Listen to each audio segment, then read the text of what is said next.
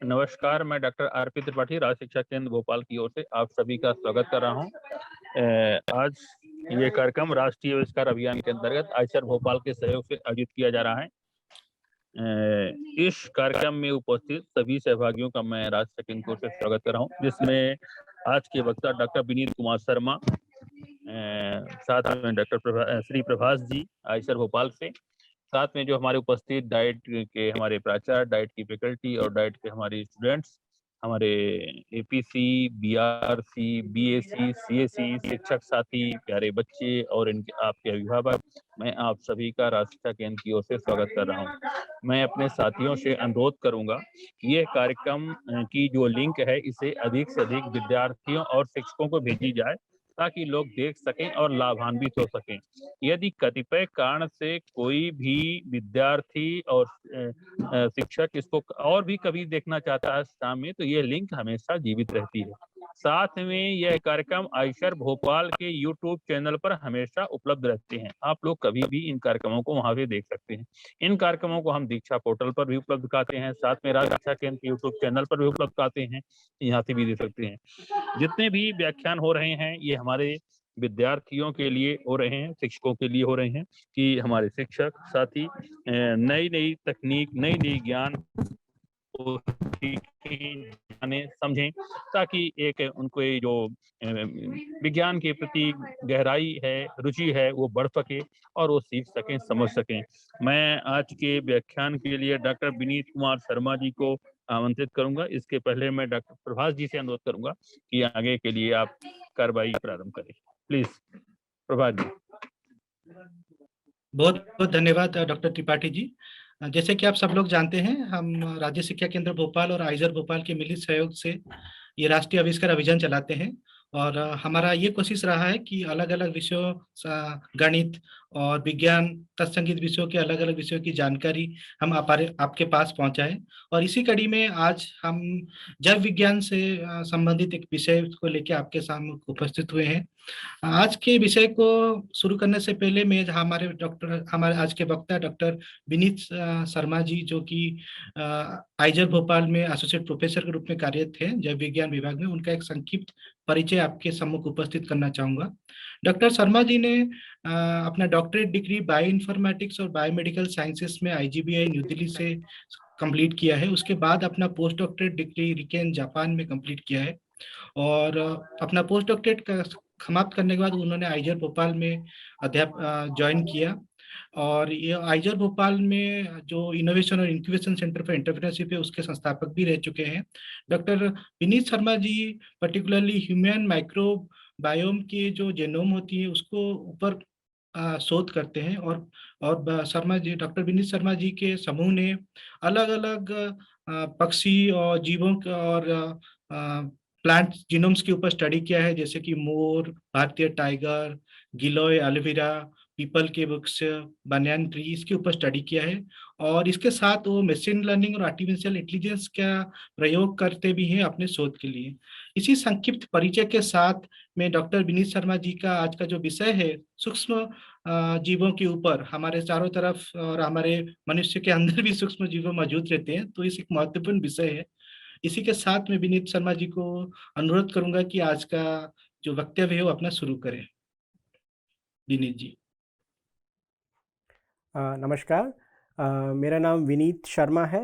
मैं सह प्राध्यापक जैविक विज्ञान विभाग आईसर भोपाल से हूँ। आज की इस प्रस्तुति का मेरा शीर्षक है सूक्ष्म जीव का ग्रह, प्लैनेट ऑफ माइक्रोब्स।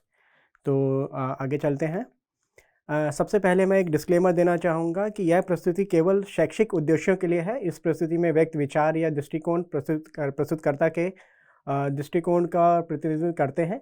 इस प्रस्तुति में दिखाई जाने वाली कुछ छवियाँ या लिखित सामग्री इंटरनेट खोजों से प्राप्त की गई है और इनका उपयोग पूरी तरह से शैक्षिक उद्देश्यों के लिए है और मूल स्वामी, स्रोत या कॉपीराइट आईपी धारक की पूर्व स्वीकृति के बिना किसी व्यावसायिक उद्देश्य के लिए इसका उपयोग नहीं किया जाना चाहिए। तो सूक्ष्म जीव क्या हैं? इनको माइक्रोब्स बोलते हैं। तो ये जो सूक्ष्म जीव हैं, इनको हम अपनी आंखों से नहीं देख सकते हैं और इनको देखने के लिए हमें एक स्पेशल उपकरण माइक्रोस्कोप की ज़रूरत पड़ती है। ये कई बार एक सिंगल सेल, एक अकेली कोशिका की तरह भी हो सकते हैं, समूह में हो सकते हैं, और कभी कभी ये बहुत ही कॉम्प्लेक्स यानी कि बहुत विचित्र तरह के बड़े जीव भी हो सकते हैं, लेकिन उनके डायमेंशंस, उनका उनका जो आकार है वो ऐसा होता है कि हम माइक्रोस्कोप से ही उनको देख सकते हैं, जिनको माइक्रो यूकैरियोट कहते हैं। और ये सूक्ष्म जीवों का जो अध्ययन है उस विषय को हम माइक्रोबायोलॉजी कहते हैं। तो ये 3 शब्दों से बना है, माइक्रो, बायो और लॉजी। तो माइक्रो का अर्थ है जिसको कि हम आंखों से नहीं देख सकते हैं, जो माइक्रोमीटर डायमेंशन में होता है। बायो यानी कि जीवन, जीव, और ओलॉजी मीन्स उनका अध्ययन। सो इसीलिए इसका नाम माइक्रोबायोलॉजी पड़ा है। तो ज़्यादातर हम क्या करते हैं कि जब हमें माइक्रोब्स को देखना होता है, सूक्ष्म जीवों को, तो हम एक ग्लास, कांच के टुकड़े पर इनके नमूने को रखते हैं और उसको हम माइक्रोस्कोप के नीचे रखते हैं। तो उसको नीचे रखने से क्या है कि हम उस माइक्रोस्कोप के अंदर जब हम झांक के देखते हैं तो हम इन सूक्ष्म जीवों को, जो कि हम अपनी नेत्रों से नहीं देख सकते हैं, उनका अध्ययन कर पाते हैं।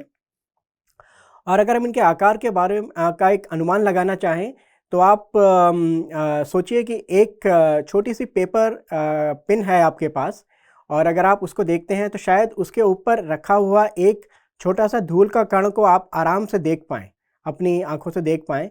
लेकिन उस कण से भी कहीं गुना छोटा एक प्रोटोजोआ होता है, जो कि एक सूक्ष्म जीव है, उससे भी छोटा बैक्टीरिया, और अंत में वायरस, जो कि एक जीवनहीन जीव है, जो कि एक जीवित सेल के अंदर जाके ही जीवित होता है। तो इतने छोटे हैं ये। और इनका और अनुमान के लिए इस चित्र में आप देख सकते हैं कि जैसे एक छोटा मॉलिक्यूल है ऑक्सीजन, उसका जो आकार है वो सिर्फ 1 नैनोमीटर से भी कम है। उसके बाद से हीमोग्लोबिन हो सकता है, जो कि थोड़ा बड़ा है, लेकिन उससे बड़ा तो इन सब मॉलिक्यूल से बड़ा है वायरस, राइट। और उसके बाद है एक यूकैरियोटिक सेल, और उससे इन दोनों के बीच में होगा बैक्टीरिया, जो कि एक सूक्ष्म जीव है, जो कि 3 से 5 माइक्रोमीटर बड़ा होगा।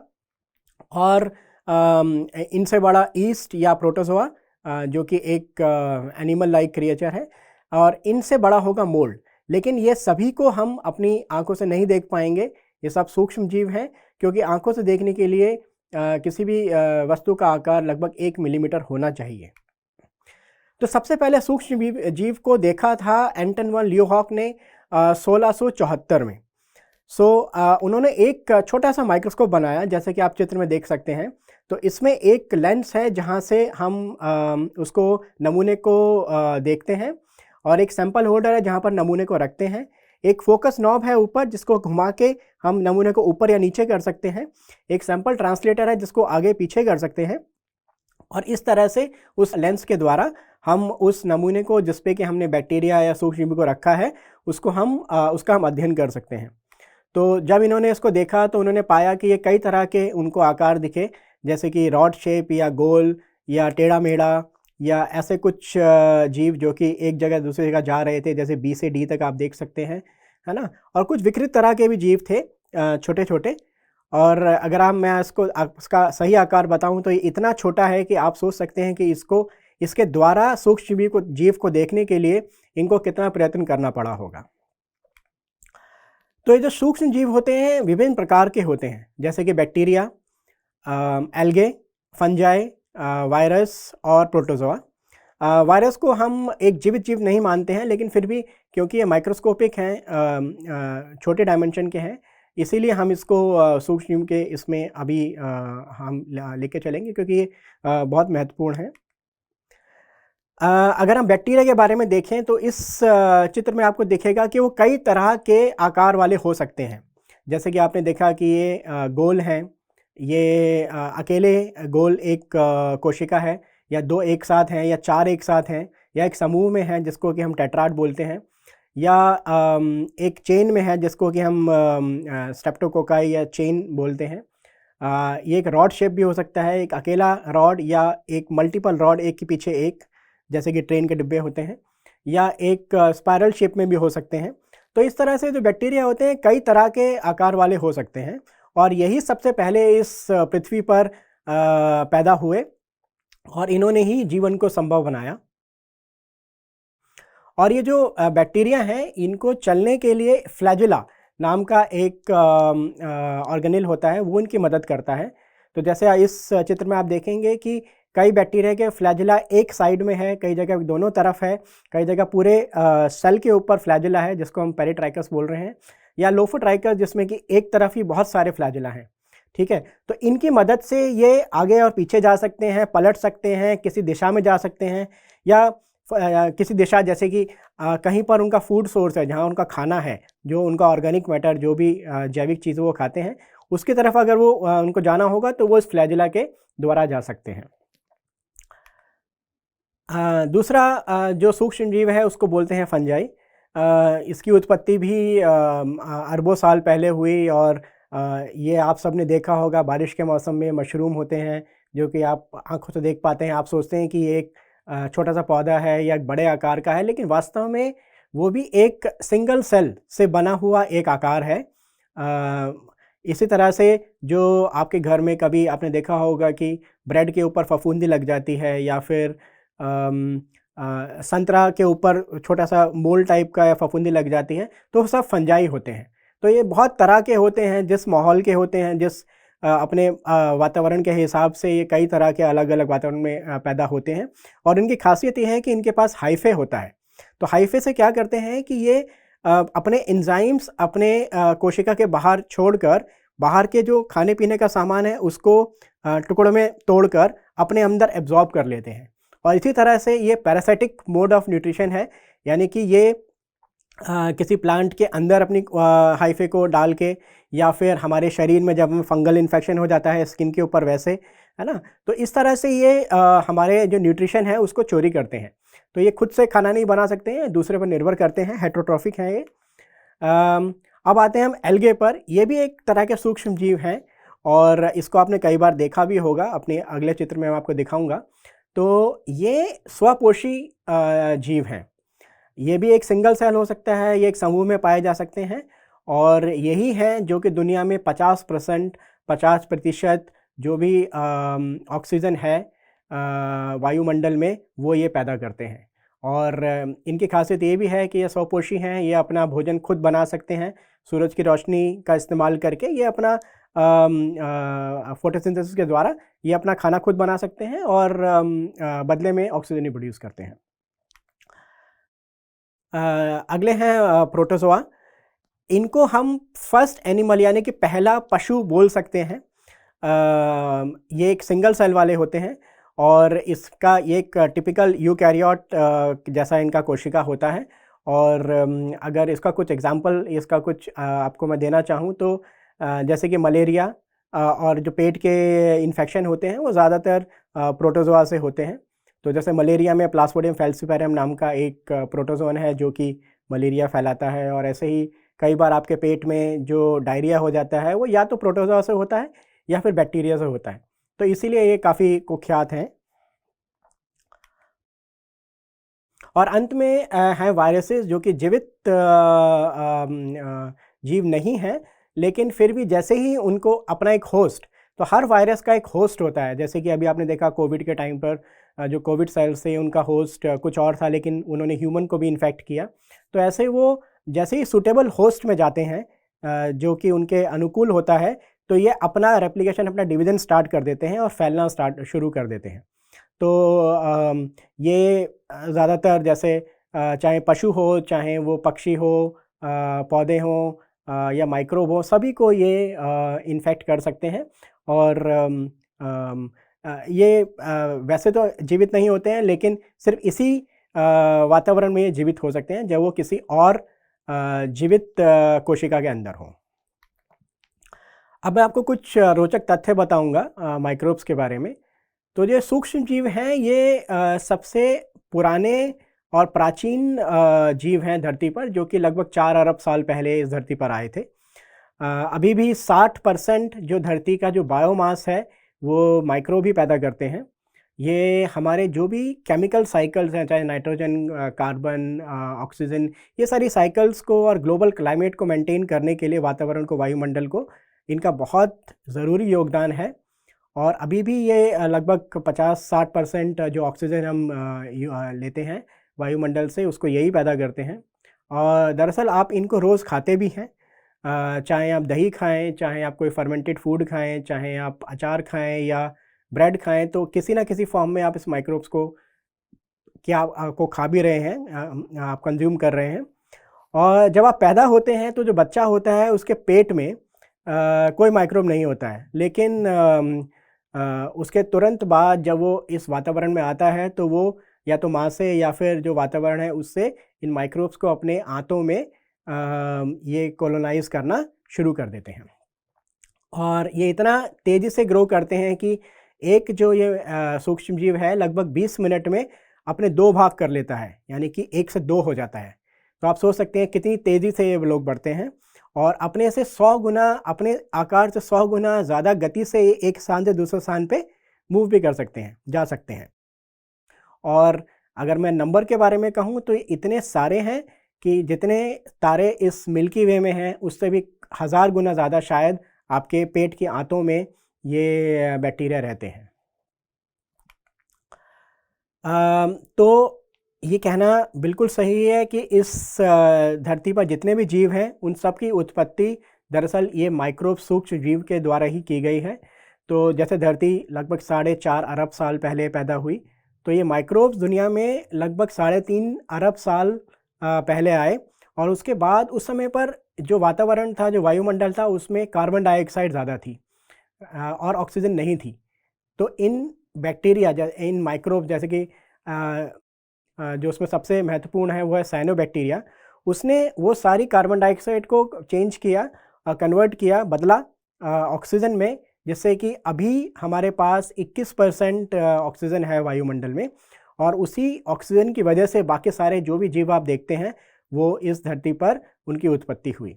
तो इसीलिए माइक्रोब्स ही एक प्रमुख कारण है कि इस धरती पर जीवन पैदा हुआ।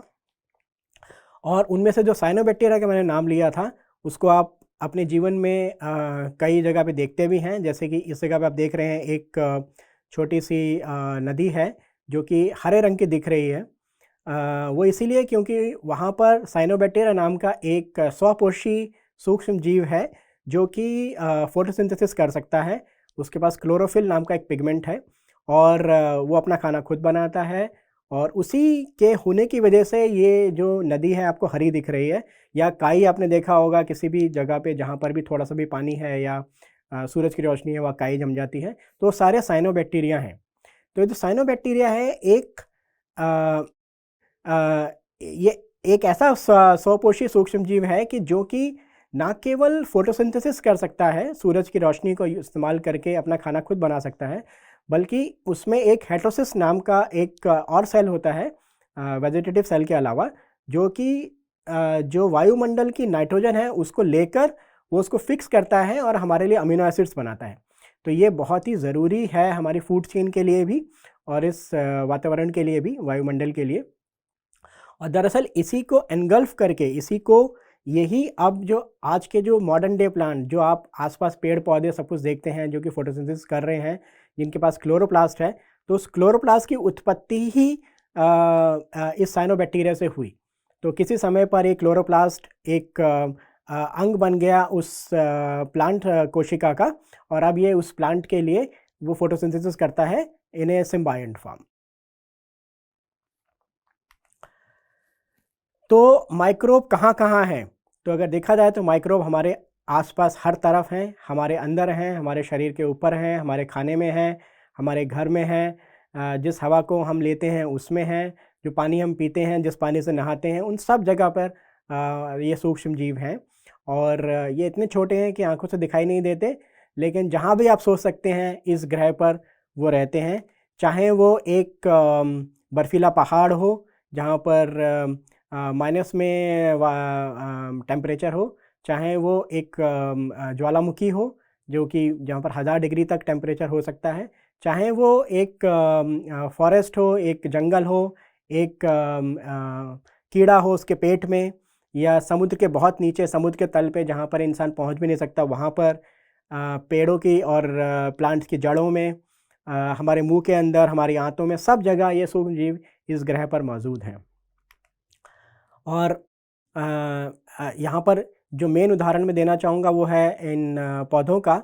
यहाँ पर ये बहुत ज़रूरी एक भूमिका करते हैं। वो है कि ये जितने भी एलिमेंटल साइकिल्स हैं ज़मीन के अंदर, वो सारी यही माइक्रोब्स ही करते हैं। और ये माइक्रोब्स जो पौधा है उसको बहुत सारे पोषक तत्व भी देते हैं, जो कि उसके लिए बहुत ज़रूरी हैं। तो जैसे कि आपने देखा होगा कि फसल कटने के बाद लोग पराली को जला देते हैं, तो उससे जो ये जो धरती है उसमें जितने भी ये जो लाभकारी सूक्ष्म जीव हैं वो मर जाते हैं, और उससे जो अगली बार आप फसल उगाएंगे उसमें उसमें नुकसान होता है। तो इसीलिए ये जो है बहुत ज़्यादा ज़रूरी है, ये बैक्टीरिया हमारे कृषि उसमें प्रयोगों में, और हमारे जो पेड़ पौधे हैं उनके लिए भी। और इन सूक्ष्म जीवों की एक खासियत ये भी है कि ये बहुत ही प्रतिकूल वातावरण में भी रह सकते हैं।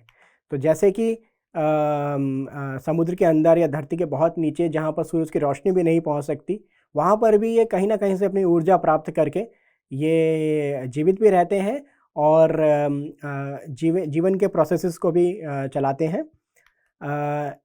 एक एग्जांपल है जैसे एसिड माइन ड्रेनेज। तो ये वो जगह है जहाँ पर कि हम खदानें खोदते हैं और बहुत नीचे चले जाते हैं धरती में, खदानें खोदते खोदते, और बाद में जब सब कुछ निकाल लेते हैं तो उसको ऐसे ही छोड़ देते हैं। तो जब पानी वहाँ से गुजरता है तो उस खदानों का जो पीएच है वो लगभग 0 या 1 के आसपास होता है। तो उस पीएच पे अगर आप एक लोहे की तलवार रखेंगे तो वो भी शायद कुछ मिनटों में गल जाएगी। तो वहाँ पर भी आप इन बैक्टीरिया को देख सकते हैं जो वहाँ ये मौजूद मिलेंगे आपको। और चाहे एक ज्वालामुखी का आप उदाहरण ले सकते हैं, जहाँ पर टेम्परेचर कई 100 डिग्री हो सकता है, जहाँ पर हाइपर एल्कलिन यानी कि पीएच 11 तक हो सकती है, या समुद्र के अंदर जहाँ पर कि 5 गुना ज़्यादा नमक होगा, या आर्सेनिक जहाँ 20,000 गुना ज़्यादा है, वहाँ पर भी ये माइक्रोब्स आपको मिलेंगे। तो यानी कि ये उस जगह पे भी रह सकते हैं जहाँ पर दूसरी जीव और लाइफ फॉर्म्स नहीं हो सकती हैं। और ये इसके अगर हम और आगे देखें तो ये इनमें एक काबिलियत ये भी है कि जब इनको लगता है कि इनके आसपास का जो वातावरण है इनके अनुकूल नहीं है, यानी कि प्रतिकूल वातावरण है, तो ये अपने जो नॉर्मल वेजिटेटिव फेज़ है, यानी कि एक जो जिंदा कोशिका है, उसको परिवर्तित करते हैं एक एंडोस्पोर में, और उस एंडोस्पोर में जीवन की जितनी चीज़ें चाहिए वो सारी उस एंडोस्पोर में डाल देते हैं। तो वो जो चीज़ें हैं जीवन की वो सारी जैसे ही तो ये जो एंडोस्पोर है वो इतना मजबूत होता है कि चाहे आप इसको 1 घंटा पानी में उबाल लीजिए, चाहे रेडिएशन से ट्रीट करिए, चाहे इसको आप कोल्ड या बहुत ही ठंडे उसमें डाल दीजिए, तो तब भी वहाँ पर ये चलेगा, और ना केवल अपने आप को बचाएगा, बल्कि जैसे ही इनको अनुकूल वातावरण मिलता है ये फिर से एक ज़िंदा बैक्टीरिया की तरह से परिवर्तित हो जाते हैं। और ये भी कहना एक अनुमान ये भी है कि जो धरती पर जीवन की उत्पत्ति हुई वो भी इन्हीं एंडोस्पोर्स के द्वारा हुई। जैसे कि ये एंडोस्पोर्स कोई मीटेराइट या कोई एस्टेरॉइड ने धरती पर टकराया और वहाँ अपने साथ में ये स्पोर्स को लेकर आया। वैसे तो इस बारे में और प्रमाण की आवश्यकता है, लेकिन ये एक थ्योरी है। और ये भी कहना गलत नहीं होगा कि अगर हमें भविष्य में किसी दूसरे ग्रह पर जाकर उसके वातावरण को अनुकूल बनाना है तो शायद ये एंडोस्पोर्स या जो बैक्टीरिया हैं जो कि अत्यधिक प्रतिकूल वातावरण में ज़िंदा रह सकते हैं, उनकी हमें बहुत ज़्यादा आवश्यकता होगी। तो क्या ये माइक्रोब अकेले रहते हैं या समूह में रहते हैं? तो अगर देखा जाए तो ये जो माइक्रोब हैं, ये जो सूक्ष्म जीव हैं, ये ज़्यादातर समूह में रहना पसंद करते हैं क्योंकि ये एक दूसरे पर निर्भर हैं अपनी ज़रूरतों के लिए। तो ज़रूरी नहीं है कि सारे जीवन के जितने भी प्रोसेसेस हैं, जितने भी ज़िंदा रहने के लिए आवश्यक चीज़ें हैं, वो खुद से बना पाएँ। तो इसीलिए ये एक सूक्ष्म जीव दूसरे सूक्ष्म जीव पर निर्भर कर सकता है, और ऐसे इसीलिए कम्युनिटी में रहना पसंद करते हैं ताकि ये एक दूसरे की मदद कर पाएँ। और इसीलिए शायद ये है कि हम एक को दूसरे से अलग करके अपने जो प्रयोगशाला में है उसमें उसका अध्ययन नहीं कर सकते, क्योंकि ये एक साथ समूह में रहना ज़्यादा पसंद करते हैं। और इस समय मैं आपको एक और शब्द से परिचित कराना चाहूँगा जिसका नाम है माइक्रोबायोम। तो जैसे मैंने कहा कि सूक्ष्म जीव हैं ये समूह में रहना, एक कम्युनिटी में रहना पसंद करते हैं, और हम अकेले शायद इनका अध्ययन ना कर पाएँ। तो इसीलिए एक शब्द है माइक्रोबायोम, जो कि बताता है कि एक जो वातावरण है, जो एक एनवायरनमेंट है, वहाँ पर जितने सूक्ष्मजीव प्रेजेंट हैं उस जगह पर हैं, तो उन सबको हमें एक साथ अध्ययन करना हो तो उसको हम बोलेंगे उसके माइक्रोबायोम का अध्ययन करना। तो जैसे कि मेरे अगर मुंह के अंदर मैं देखूं कितने उस वातावरण में कितने बैक्टीरिया हैं, तो मैं बोलूँगा उसको अपने मुंह का माइक्रोबायोम। या मेरे स्किन के ऊपर कितने बैक्टीरिया हैं, तो इसीलिए ये टर्म बताई गई है, क्योंकि ये माइक्रोब्स की, ये सूक्ष्मजीवों की एक प्रॉपर्टी है।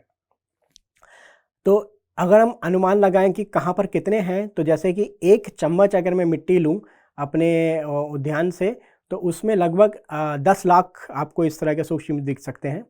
अगर मैं 1 लीटर पानी लूँ समुद्र का, तो उसमें 1 अरब से ज़्यादा सूक्ष्मजीव आपको दिख सकते हैं। मेरे हाथ के ऊपर ज़्यादातर जो दुनिया की जनसंख्या है, उससे ज़्यादा बैक्टीरिया, उससे ज़्यादा माइक्रोब्स मेरे हाथ के ऊपर हो सकते हैं।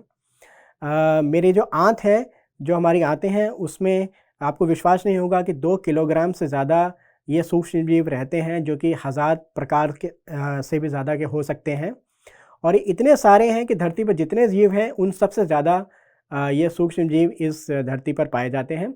और ये वास्तव में इतने सारे हैं कि अब तक हम सिर्फ 1% को भी अब तक नहीं जान पाए हैं, और उसमें बहुत समय लगेगा इन सबको जानने के लिए।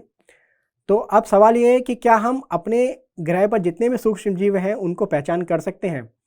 तो जैसा मैंने कहा, अभी शायद हम सिर्फ 1% के बारे में ही जानते हैं, और शायद ये बहुत मुश्किल होगा कि हम सभी सूक्ष्मजीवों को पहचान पाएँ अगर हम पारंपरिक तरह की रिसर्च करेंगे। तो हमें कुछ नया सोचना होगा, और तभी हम इन सारे सूक्ष्मजीवों को पहचान सकते हैं। तो जैसे कि अभी जो हम यूज़ करते हैं, जो हम अपने प्रयोग में लाते हैं सूक्ष्मजीवों को पहचानने के लिए, वो है कि हमने माइक्रोस्कोप के नीचे अपना सैंपल रखा, और उसके अंदर हमने देखा कि सूक्ष्मजीव है कि नहीं, और उसको ऑब्ज़र्व करके हमने एक उसका आकार बनाया। या फिर हमने एक सूक्ष्मजीव को लेकर हमने अपनी प्रयोगशाला के अंदर हमने उसको अलग किया, उस पर अध्ययन किया। लेकिन अगर सच में कहें तो 98% जो भी सूक्ष्मजीव है उसको हम इन पारंपरिक जो पुराने प्राचीन हमारे जो तरीके हैं उनसे हम नहीं जान पाएंगे। इसीलिए हमें एक नई साइंस की आवश्यकता थी, जो है मेटाजीनोमिक्स, जिसमें कि हम बजाय एक सूक्ष्मजीव को एक बार में अध्ययन करने के बजाय हम एक कम्युनिटी, एक समूह में जितने सूक्ष्मजीव हैं उन सबको एक साथ उनका अध्ययन कर सकते हैं। तो हम इसमें क्या करते हैं कि हम उनके जो कोशिका है उसको तोड़कर उसके अंदर से जो जीवन का जो मेन फॉर्म है, जिसको हम डीएनए बोलते हैं, उसका वो डीएनए को निकाल कर हम उस डीएनए के टुकड़े करते हैं, और उस टुकड़ों को फिर हम सीक्वेंस करते हैं, और सीक्वेंस करने के बाद उसका कंप्यूटर पे अध्ययन करते हैं, और उसके बाद हम टुकड़ों को जोड़कर हम वापस एक जो भी सूक्ष्मजीव था उसका डीएनए को दोबारा से बना सकते हैं। तो यही एक तरीका है हम जानने के लिए कि वो सूक्ष्मजीव कैसे हैं, उनके अंदर क्या जीन्स हैं, वो कैसे पैदा हुए। और ये बहुत ज़रूरी एक ब्रांच है माइक्रोबायोलॉजी का। तो जब हम इन सूक्ष्मजीवों के बारे में सोचते हैं तो हमारे मन में जो ख्याल आते हैं वो है बीमारी, इन्फेक्शन, महामारी, या खाने का सड़ना, या इस तरह की चीज़ें। लेकिन वास्तव में अगर हम देखें तो सिर्फ 1% बैक्टीरिया ही ऐसे हैं जो कि इंसान को नुकसान पहुंचा सकते हैं बीमारी के द्वारा, और लगभग 4% ऐसे हैं जो कि पेड़ पौधों को नुकसान पहुंचा सकते हैं, और 95%, 95% अभी भी ऐसे हैं जो कि नॉन पैथोजन हैं, जो कि रोगाणु वाले उनमें गुण नहीं है। तो और वास्तव में अगर देखा जाए तो ये जो सूक्ष्मजीव है हमारे लिए बहुत ज़्यादा लाभकारी हैं। ये जो भी मिनरल्स हैं, जो भी एलिमेंट्स हैं हमारे यहाँ पर, जैसे कि कार्बन, नाइट्रोजन, ऑक्सीजन, इन सब का जो साइकिल है, जैसे कि ये दोबारा एक फॉर्म से दूसरे फॉर्म में कन्वर्ट होते हैं, उसको करने के लिए सूक्ष्मजीव का बहुत ज़रूरी भूमिका है इनकी। हमारे खाने को बनाने में इनका बहुत भूमिका है, जैसे कि हम चीज़ बनाते हैं, या ब्रेड बनाते हैं, या वाइन बनाते हैं, केक्स बनाते हैं। तो इन सब चीज़ों में हमें माइक्रोब्स या सूक्ष्मजीव का इस्तेमाल करना पड़ता है। और कई बार जैसे हम बीमार पड़ते हैं, हमें एंटीबायोटिक खानी पड़ती है, तो जो एंटीबायोटिक हम खा रहे हैं वो भी एक सूक्ष्म जीव द्वारा बनाई गया एक मॉलिक्यूल ही है जिसको कि हम इस्तेमाल कर रहे हैं एक दूसरे सूक्ष्म जीव, रोगाणु सूक्ष्म जीव से बचने के लिए। और हमारी आंतों के अंदर ये बहुत सारे ज़रूरी पोषक तत्व पैदा करते हैं, इसीलिए उनका वहाँ रहना बहुत ज़रूरी है हमारे लिए। और वहाँ रहकर ये हमें दूसरे जो रोगाणु वाले सूक्ष्म जीव हैं उनसे भी बचाते हैं। और वास्तव में इस धरती पर जो सफाई का काम है जो वो सबसे ज़्यादा ये सूक्ष्म जीव ही करते हैं। और ये क्योंकि इस धरती पर 60% से ज़्यादा बायोमास पैदा करते हैं, इसीलिए हमारी जो फूड चेन है उसका बहुत ज़रूरी हिस्सा है। और हमारी जो प्रयोगशाला में जो हम रिसर्च कर रहे हैं उसके लिए भी बहुत ज़्यादा ज़रूरी है। तो अगर हम इंसान के बारे में देखें तो हमें ऐसा लगता है कि इंसान के शरीर में सिर्फ इंसान के ही सेल्स हैं, इंसान के ही गुण हैं। लेकिन अगर हम देखें तो हम पूरी तरह से इन सूक्ष्म जीवों से ढके हुए हैं। तो अगर हम एक कंप्लीट ह्यूमन की बात करें तो वो एक कॉम्बिनेशन है इंसान का और इन सूक्ष्म जीवों का। तो ये सूक्ष्म जीव हमारे मुंह में है, हमारे कान में है, हमारी नाक के अंदर है, हमारी ओरल कैविटी, हमारे ओरोफैरिंग्स, हमारे आंतों में, हमारे पेट में, हमारे इंटेस्टाइन, हमारे सब जगह शरीर के ऊपर सब जगह पे ये सूक्ष्म जीव रहते हैं। और इतने सारे हैं कि हमारे जो अपने जो सेल्स हैं उनसे भी 10 गुना ज़्यादा इनका हमारे उसमें नंबर है। और ये हमें बहुत ज़रूरी 100 गुना ज़्यादा फंक्शन प्रदान करते हैं जो कि हमारे अपने शरीर के अंदर नहीं है। तो इसीलिए इनका बहुत ज़रूरी भूमिका है हमारे लिए। जैसे कि जो मेन जो चीज़ें हैं जो कि हमारे जो बैक्टीरिया हैं, जो सूक्ष्म जीव हमारे अंदर हमारी आंतों में रहते हैं, तो जैसे जो खाना हम खाते हैं उनसे प्रभावित हो सकते हैं। जो एंटीबायोटिक्स हम ले रहे हैं या जो भी बाहर की चीज़ें खा रहे हैं उनसे प्रभावित होंगे। दुनिया के किस हिस्से में हम रहते हैं, क्या जोग्राफिकल रीजन है, कौन सा भूभाग है, वहाँ का पानी कैसा है, हवा कैसी है, वातावरण कैसा है, उससे प्रभावित होंगे। हमारे जीवन की जो स्टेज है, जो जैसे कि कोई बच्चा है या बूढ़ा है या जवान है, नर है, मादा है, उससे भी फ़र्क पड़ेगा। और हमारा जो डे प्रोसेस है, जो स्ट्रेस होता है, वो भी इस जो माइक्रोबायोम है जो ये इसके बैलेंस को, इसके संतुलन को बिगाड़ सकता है। तो ये सारी चीज़ें हमारे जो गट माइक्रोबायोम या जो आंतों का जो सूक्ष्म जीवों का समूह है उसको बहुत ज़्यादा प्रभावित करता है। और अगर हम यहाँ देखें इस चित्र में आप देख सकते हैं कि अगर खाना या तो शाकाहारी हो सकता है या मांसाहारी हो सकता है, तो उससे जो हमारे आंतों में जो बैक्टीरिया रहते हैं वो बहुत विभिन्न तरह से उनका वो चेंज होगा। वो अलग-अलग तरह के होंगे दोनों तरह के जो हम खाना खा रहे हैं उससे।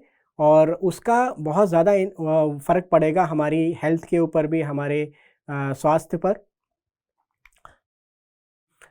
तो जो ये बैक्टीरिया जो मैंने बोला कि हमारे जो पेट में रहते हैं, हमारे आंतों में रहते हैं, तो ये बहुत ज़रूरी है। ये हमारे खाने को ब्रेक करने में काम आते हैं। ये जो हम खाना खाते हैं उसको पचाने में बहुत काम आते हैं। ये जो जो रोगाणु वाले बैक्टीरिया हैं, जब कभी गलती से अगर हम उसको खा भी लें तो उनसे बचाने में हमको बहुत मदद करते हैं। हमारे जो अंदर के आते हैं उनको सुरक्षित रखते हैं, हमारे इम्यून सिस्टम को एक्टिव रखते हैं। और बहुत सारी बीमारियां जो कि हमारे शरीर में हो सकती हैं उन सब से बचाने में भी ये जो आंतों में जो बैक्टीरिया होते हैं ये हमें मदद करते हैं। और यहाँ तक कि जो आप एंटीबायोटिक्स भी खाते हैं उनको सही तरह से उनका इस्तेमाल करने के लिए भी हमें इनकी ज़रूरत पड़ती है, माइक्रोब्स की। तो क्या होगा कि अगर हम और कैसे ये जो संतुलन है जो हमारी आंतों में है जो बैक्टीरिया का, सूक्ष्म जीवों का, ये बिगड़ सकता है। तो जैसे आप देखें कि अगर हम उल्टा सीधा खाना खाएं, असंतुलित भोजन खाएं, स्ट्रेस में रहें, एक बूढ़े इंसान का जो वो है माइक्रोबायोम, एंटीबायोटिक्स खाएं, क्या कोई बीमारी हो जाए, तो ये सारी चीज़ें हमारे जो माइक्रोबायोम है, जो सूक्ष्म जीव है, उनका संतुलन को बिगाड़ती हैं। और इनसे हमें डायरिया या पेट खराब होना या एलर्जी या आंतों की कोई समस्या या इवन कैंसर भी हो सकता है। और इसको हमें वापस उसका संतुलन बनाने के लिए हमें प्रोबायोटिक से अच्छा खाना खाना पड़ेगा। तो एक अध्ययन में ये भी देखा गया कि एक मोटे इंसान के पेट में से जब हमने बैक्टीरिया निकाले और एक चूहे के अंदर डाले, चूहे के पेट में, तो वो चूहा भी मोटा हो गया। और एक पतले इंसान के अंदर से बैक्टीरिया निकाल के हम चूहे में डाले तो चूहा पतला ही रहा। तो इससे ये पता चलता है कि जो बैक्टीरिया हैं ये भी काफ़ी हद तक हमारे मोटापे और हमारी जो सेहत है उसके लिए ज़िम्मेदार हैं, और इसीलिए हमें संतुलित और अच्छा खाना खाना चाहिए। तो इसमें बहुत ज़रूरी है कि हम प्रोबायोटिक्स या जो अच्छे सूक्ष्मजीव हैं उसको अपने पेट में लेके जाएं, और उसका सबसे आसान सूत्र है जैसे कि हम अपने खाने में दही का इस्तेमाल करें। दही का इस्तेमाल हमें डिप्रेशन जैसी चीज़ों से भी बचाता है और हमारे आंतों और उसको बहुत अच्छा रखता है। तो अब चॉइस आपकी है कि या तो आप जो पश्चिमी खाना है जैसे कि पिज़्ज़ा उसको खाएं, या फिर हाँ आप एक अच्छा शाकाहारी खाना फल-फूल और सब्ज़ी से भरपूर और अनाज से भरपूर, मोटे अनाज से भरपूर और नट्स और इस तरह की चीज़ें खाएं, जिससे कि आपके पेट में, आपके आंतों में तरह-तरह के बैक्टीरिया हों और एक संतुलन बना रहे उन सब का, और वो आप स्वस्थ रहें। या फिर आप जो असंतुलित खाना है उसको खाकर अपने जीवन शैली और अपने उसको बिगाड़ें। और ये कहना भी सही है कि we are what we eat, यानी कि जो हम हैं वो बहुत कुछ हमारे खाने पर ही निर्भर करता है। और ना केवल हमारे लिए बल्कि इस पूरे ब्रह्मांड के लिए, इसका पूरे ग्रह के लिए माइक्रोब्स और ये जो सूक्ष्मजीव बहुत ज़्यादा ज़रूरी हैं, और इनका भविष्य भी उन्हीं के हाथ में है। जैसे कि अभी हम जो हमारी मेन समस्या है, प्रमुख समस्या है वो है ग्लोबल वार्मिंग, यानी कि वातावरण का चेंज बदलना, गर्मी होना। तो ये सारी चीज़ों में भी अगर आप देखें तो पहले वातावरण में ज़्यादा कार्बन डाइऑक्साइड और दूसरी गैसेस थी जिसको कि माइक्रोब्स ने ही कन्वर्ट किया, बदला ऑक्सीजन के अंदर। तो भविष्य में भी माइक्रोब्स ही हमें ग्लोबल वार्मिंग से निजात दिला पाएंगे शायद। और जैसे कि जो भी हमारे ग्रह पर जो भी कूड़ा कचरा, चाहे वो केमिकल हो, चाहे वो न्यूक्लियर हो, चाहे वो ऑर्गेनिक हो, जैविक हो, उन सबको ख़त्म करने में भी माइक्रोब्स का बहुत ज़रूरी भूमिका है। इस समय पर ईंधन की समस्या है हमें, और हमें एक साफ़ स्वच्छ ईंधन चाहिए। उसके लिए भी हमें माइक्रोब्स का बहुत ज़्यादा भूमिका है उनकी। और इस समय जनसंख्या बहुत ज़्यादा बढ़ रही है और हम शायद सभी लोगों को भविष्य में खाना ना दे पाएँ। तो उस स्थिति में भी माइक्रोब्स ही शायद हमें एक बड़े लेवल पे, बड़े स्केल पर खाना उपलब्ध कराने में बहुत ज़्यादा लाभकारी होंगे। और शायद अगर हमें कभी भविष्य में किसी दूसरे ग्रह पर वातावरण को अनुकूल बनाना होगा, तो उस स्थिति में भी माइक्रोब्स को ही शायद पहले वहाँ भेजा जाएगा ताकि वो उस वातावरण को अनुकूल बनाएँ, ताकि इंसान या अदर तरह की जो भी जीवन है वहाँ पर शुरू किया जा सके। तो इस प्रस्तुति में शायद हमने देखा कि माइक्रोब्स, ये सूक्ष्म जीव जो हैं हमारे लिए कितने ज़्यादा महत्वपूर्ण हैं, और इस बात का अंदाज़ा करीब 150 साल पहले लुईस पास्टर ने ये कह के शायद व्यक्त किया कि the role of the infinitely small is infinitely large, यानी कि जो इतने छोटे सूक्ष्म जीव हैं उनकी जो भूमिका है वो बहुत बड़ी है। और मैं आशा करता हूँ कि ये जो प्रस्तुति थी मेरी, इससे आपके ज्ञान में वृद्धि हुई होगी, और आपके उज्ज्वल भविष्य की कामना करते हुए अब मैं इस प्रस्तुति को समाप्त करता हूँ। धन्यवाद।